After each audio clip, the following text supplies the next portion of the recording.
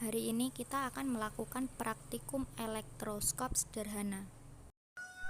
Alat dan bahan yang diperlukan: 1 botol plastik, kawat tembaga, plastisin, aluminium foil,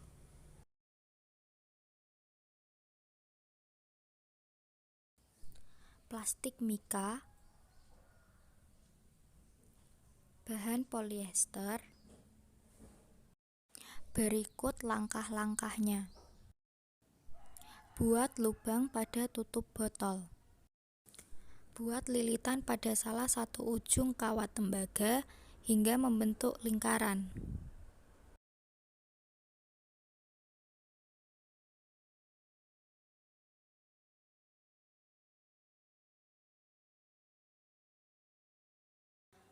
Masukkan kawat tembaga pada lubang tutup botol.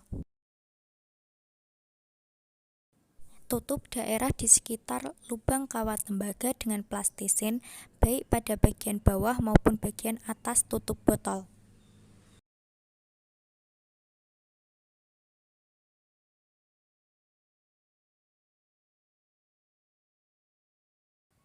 Buat lengkungan pada ujung kawat tembaga.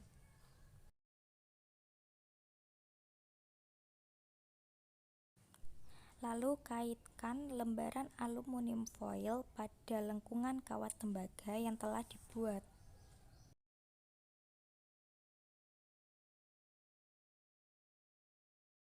Untuk melakukan praktikum elektroskop ini, pertama-tama kita harus menggosokkan plastik mika pada kain polyester. Setelah itu, dekatkan plastik mika pada permukaan kawat tembaga.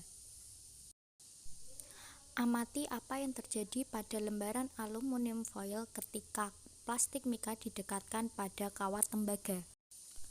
Lembaran aluminium foil akan mekar atau menjauhi satu sama lain. Sekarang kita lakukan percobaan dengan mendekatkan plastik mika pada kawat tembaga dengan jarak yang berbeda-beda. Berikut adalah percobaan pertama dengan jarak 1 cm.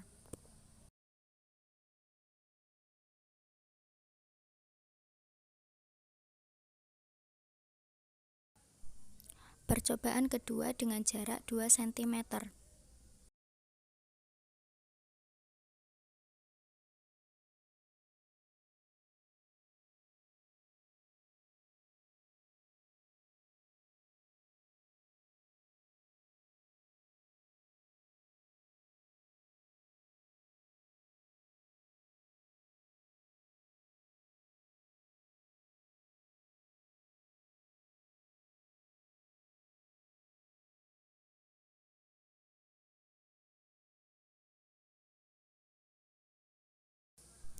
Percobaan ketiga dengan jarak 3 cm.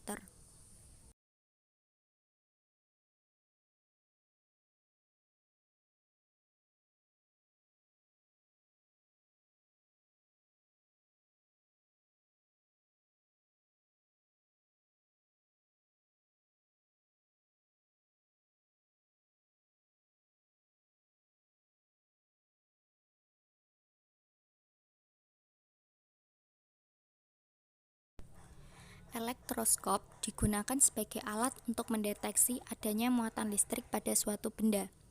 Dalam hal ini adalah benda yang didekatkan pada kawat tembaga, yaitu plastik mika. Saat plastik mika didekatkan pada kawat tembaga, lembaran aluminium foil menjauh satu sama lain. Hal ini menunjukkan adanya muatan listrik pada plastik mika. Muatan listrik pada plastik mika timbul akibat adanya gesekan dengan bahan polyester. Proses menggosokkan plastik mika pada bahan polyester untuk menghasilkan muatan listrik disebut sebagai proses triboelectric charging atau proses pemberian muatan secara tribolistrik. Pada deret tribolistrik, ketika plastik mika dan polyester digosokkan, maka plastik mika akan cenderung untuk bermuatan positif, sedangkan bahan polyester akan cenderung bermuatan negatif. Hal ini terjadi karena elektron dari plastik mika akan mengalir atau berpindah menuju ke bahan polyester, sehingga plastik mika akan kekurangan elektron dan bermuatan positif.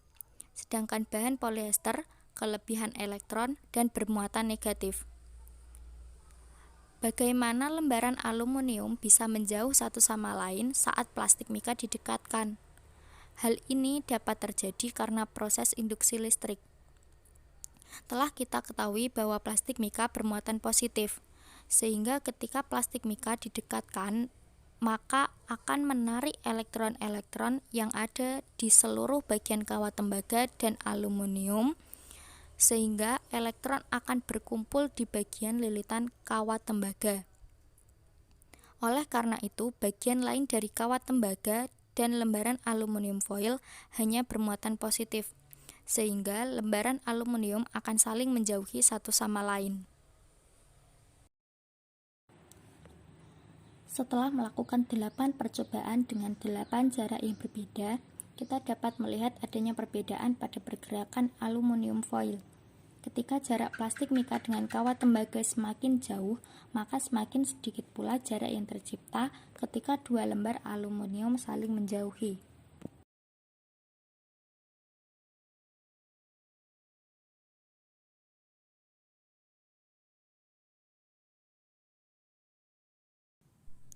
Sekian video praktikum kali ini. Terima kasih.